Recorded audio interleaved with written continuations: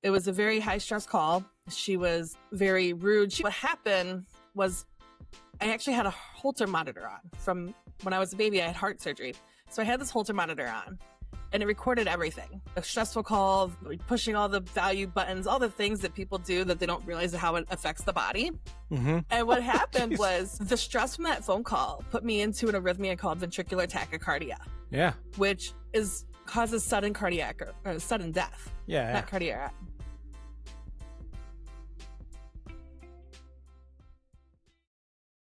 And welcome back to the Coachful Coaching Leadership Podcast. This is David, and today I'm here with Michelle Von Ruden. Did I say that right? Michelle Von Ruden? Yes.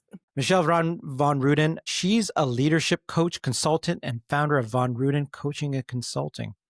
Over 15 years working in various industries, you now help high-performing teams and professionals grow into impactful leaders. So, Michelle, you hold an MBA in Yes. management and leadership. You're a certified coach with the Maxwell leadership team. And you're helping leaders grow, which might go into one of the books that you're writing right now. Yes, I love helping leaders grow. We got into a point in our lives where we started using leadership and management interchangeably, and they're two very different things. So trying to help them see where the light is. How do you define the difference between leadership and management? Leadership is all about development. So when you're a leader, you're helping to grow other people. You're helping to walk alongside them and get them to their version of their success, right? Mm-hmm. Management is, hey, we have a job to do. We have tasks to get done.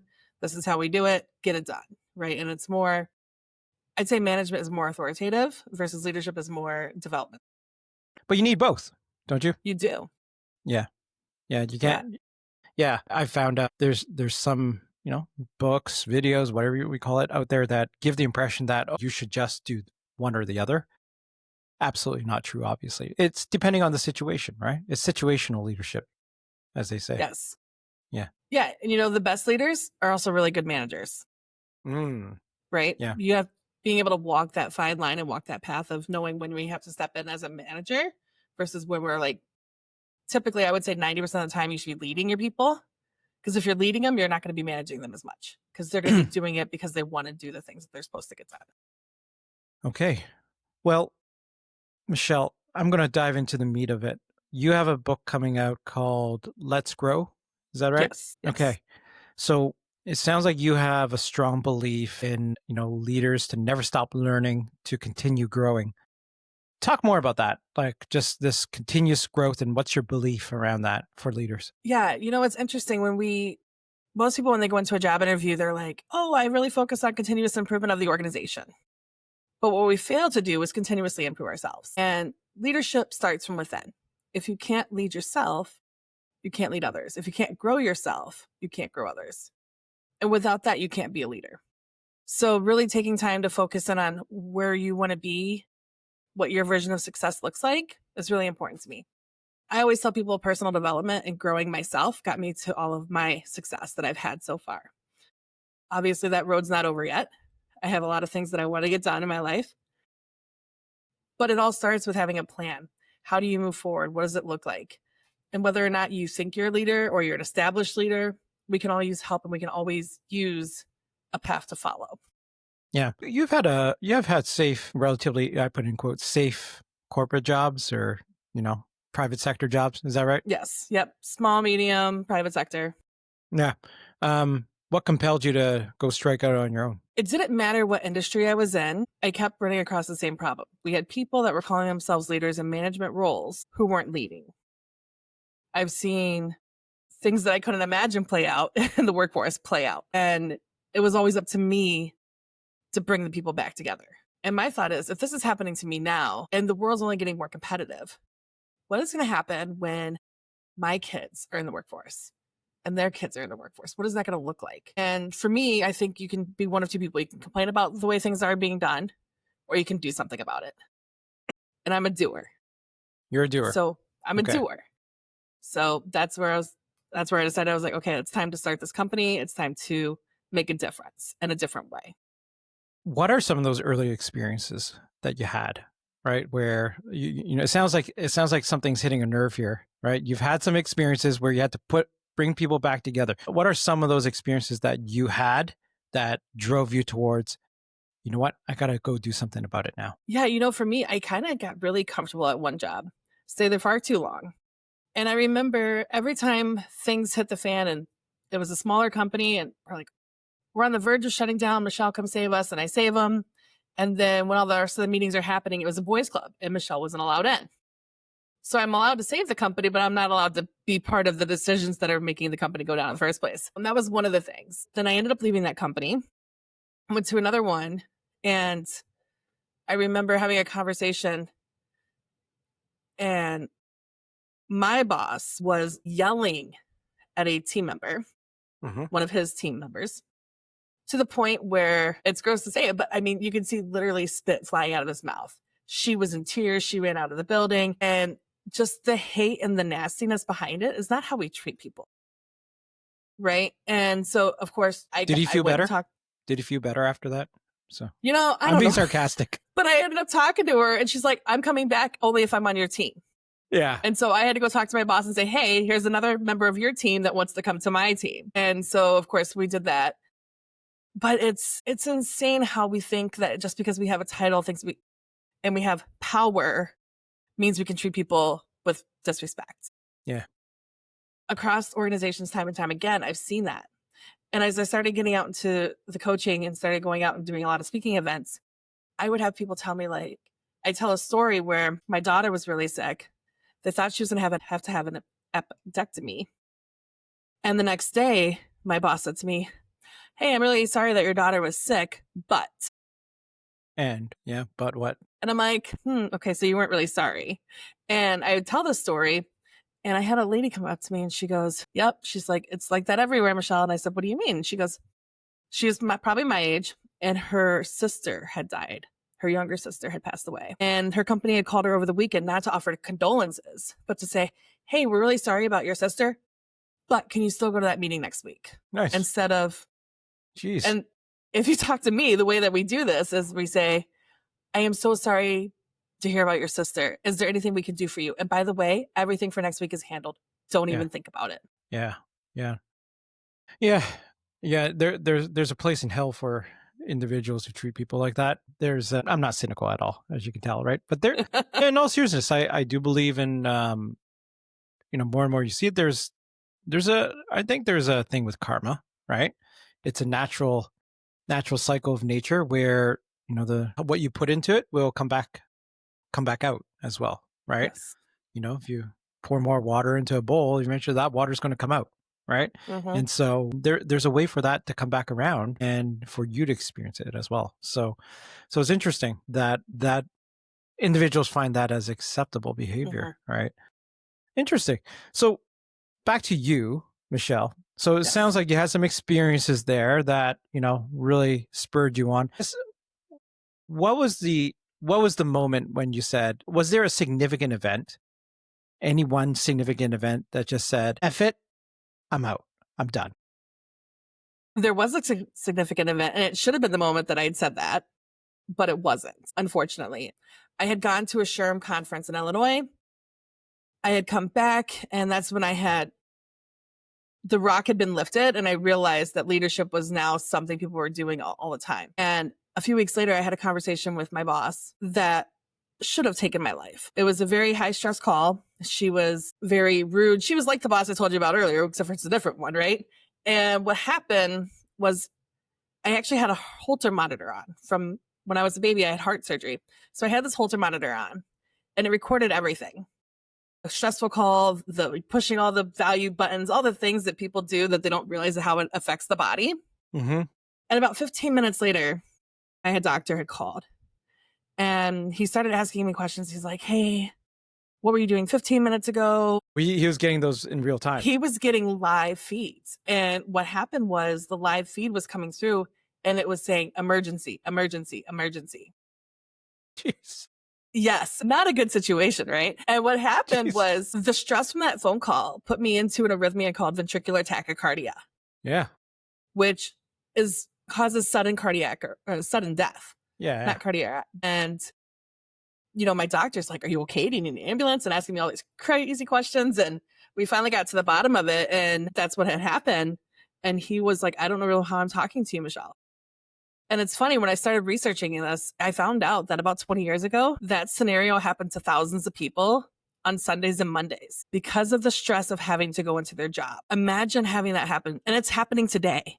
But instead of Sundays and Mondays, it's happening every day of the week at all hours because we don't shut off. And so, yes, that should have been my significant moment where I said, okay, I'm done. We're opening up the company. But that was the day I partnered with John Maxwell's team.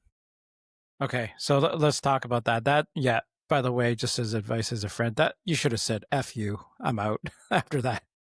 Yes. So hindsight's 2020, right? Hindsight's 2020, yeah. Jeez. That's a crazy story, by the way. It is. And I, eventually my wits came to me and I asked my doctor, I said, could my heart be going? Right? Because I had this open heart surgery when I was a baby. Yeah. You have to be logical about it. And what they ended up doing with is they did a study, David, where they went and they tried to recreate it, but they couldn't create the amount of stress in the hospital setting that boss put me under. Yeah. Yeah. It's insane. Well, I'm sure if you attached it to one of the workers there and have them talk to the administration of some of these institutions, they'll get that as well. Well, look, in all seriousness, like there's good and bad everywhere. It's more pervasive in some industries, and especially high stress industries, right? Healthcare, high stress. A lot of people have attrited since the pandemic, but yeah, I've heard stories from friends and family who've been in the field, and it's only gotten worse, unfortunately. A lot of the good people are left in some institutions, and what you have left is bottom of the barrel, unfortunately. So, okay, I'm not going to smash that side of it. I do want to go back to you, some of that journey. So talk more about this. So you're now a Maxwell certified leader, coach. Talk to me about, and everyone listening, like, what's that mean? And how do you help? Okay, so what that means is being Maxwell certified means I have access and license to teach John Maxwell's material. And for those who don't know, although you should know if you listen to this podcast, John Maxwell, a little bit about him. Yeah, so John is the leadership guru. In fact, his birthday is on National Leadership Day. Yep. Because of him, right? But he started off as a pastor and he started writing books about leadership. And what he found out was that they weren't being sold in the religious community as well as they were being sold in the business community. And so he continued to write books for everybody at that point. And he's got a nonprofit that goes overseas. They get invited in by presidents and prime ministers of other countries. We go in and we teach leadership there. And then in 2011, 2012, they started the coaching program. And that way we can be licensed to teach his material, go out and go into companies, because John's one man. He can't do it all, right? And he writes books, and that's great. And there's a lot to be said about the books, and you can learn a lot from reading. I love reading. I'm not against it at all. But what really happens is when you take a book and you read it together in like a master class, a mastermind, and then talk about it with other people, that's getting you partway there. The final step is you can read any self-help book you want, but it won't matter unless you start taking action. And so, with his leadership team, we can go out and we can help those companies and those individuals and those people take that action and move the ball forward. And so that's what I really love about it. And on top of that, I've been through a lot of stuff, but I haven't been through everything. I have 50,000+ friends that I can call on, that I can reach out to. I can reach out to the leadership team at Maxwell because I'm in the mentorship program and on the President's Advisory Council for our DISC behavior analysis as well. So what are some of the things that you're doing right now using that catalyst that you talked about early on in your career? What are you doing now? And, if you can share some stories around like companies you're trying to help with, and maybe some situations that you walked into and here was the situation and here's how you were trying to change it. Yeah, it's interesting. I was working with a company last year.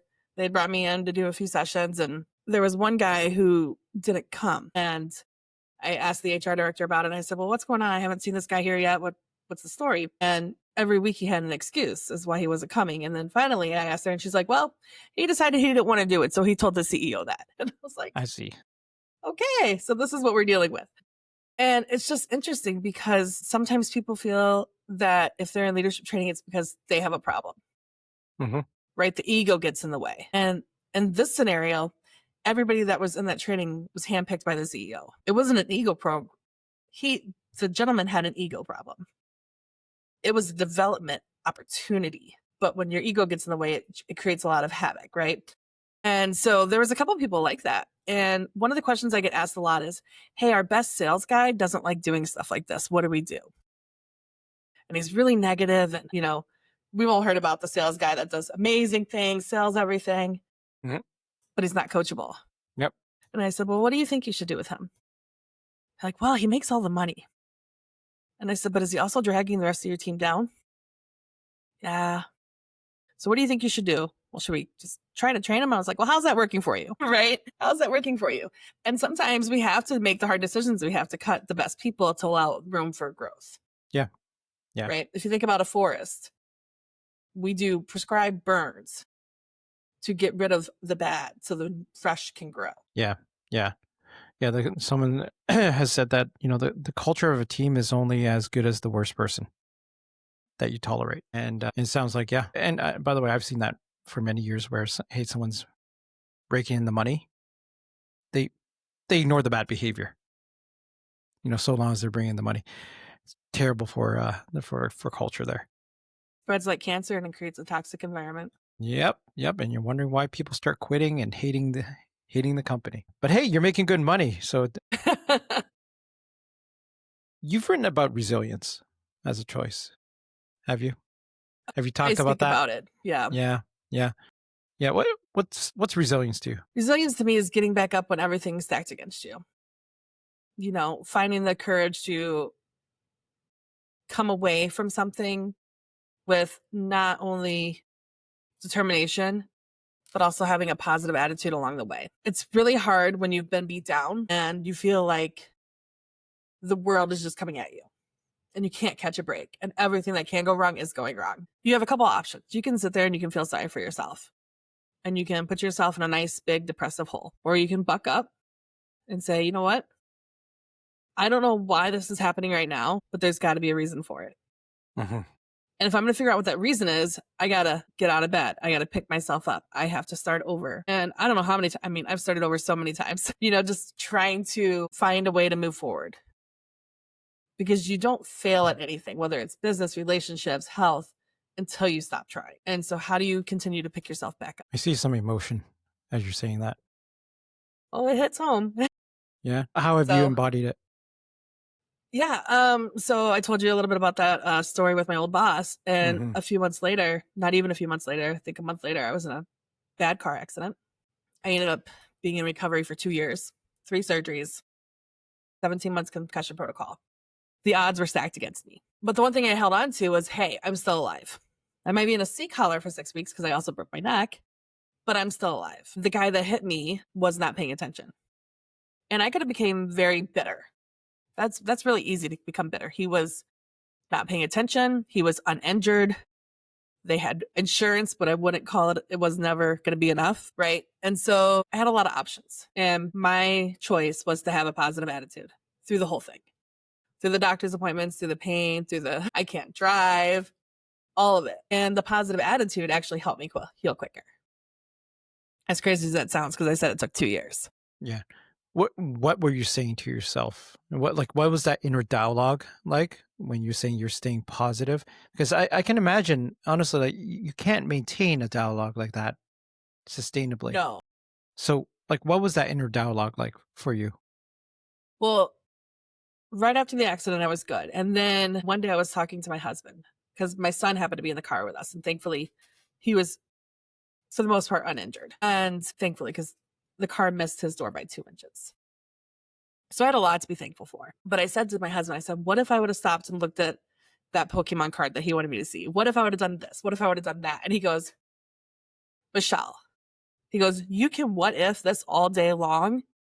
But at the end of the day, whatever you did was the right thing because you're both still here. And he's like, had you done anything different, I could be a single dad to a little girl and not have either of you. And so that really helped put kind of that that kind of reinstated my, okay, we're going to move forward. We're going to figure it out. And my goal was, I had signed up, as you know, for the Maxwell team, but you have to go to the International Maxwell Conference in order to be certified.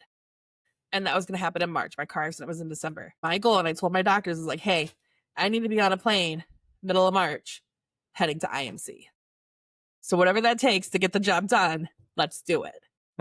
And so for me, it was like, how do I stay positive? How do I stay upbeat? How do I make sure I can get to where I want to be?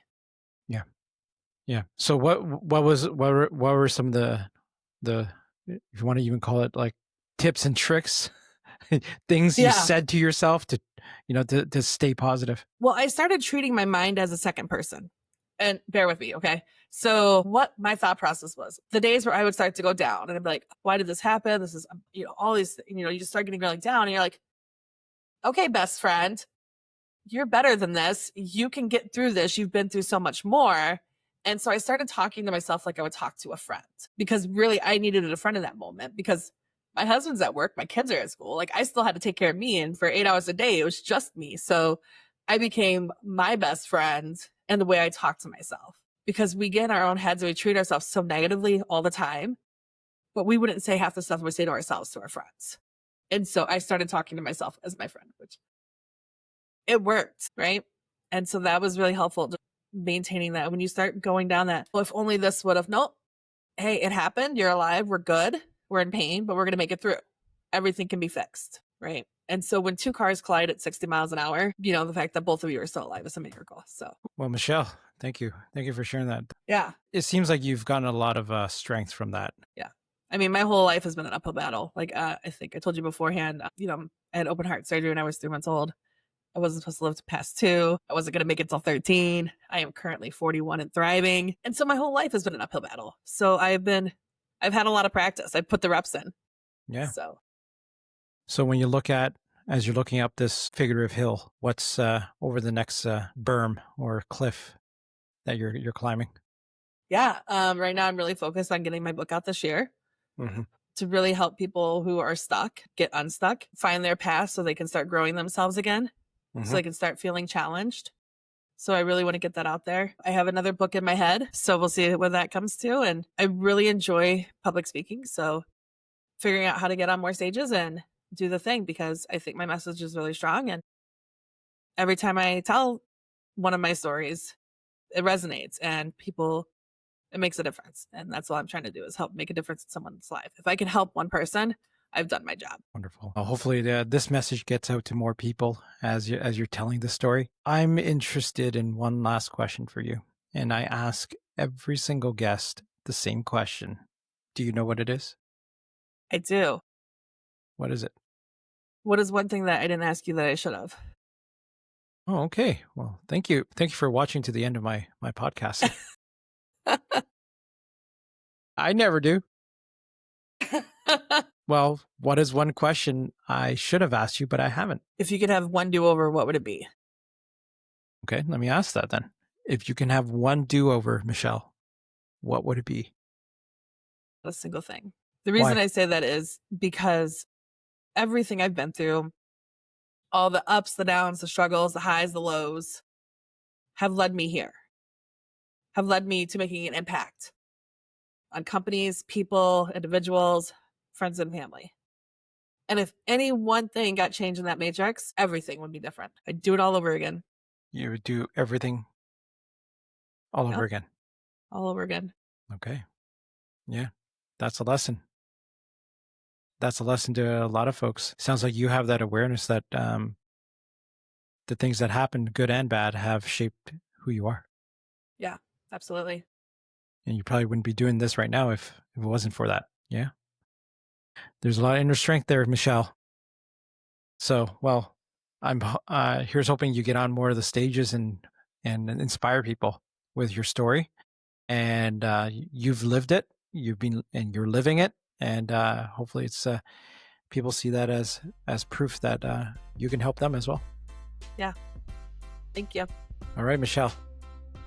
Have a good day, and thank you very much for joining me on the podcast. Thank you. Have a great day. That's a wrap on this episode of the Coachful Coaching Leadership Podcast. I'm David Fung, and my mission is to help leaders grow, lead with impact, and build thriving teams. If you found this valuable, subscribe, leave a review, and share it with a fellow leader. Until next time, keep leading with purpose.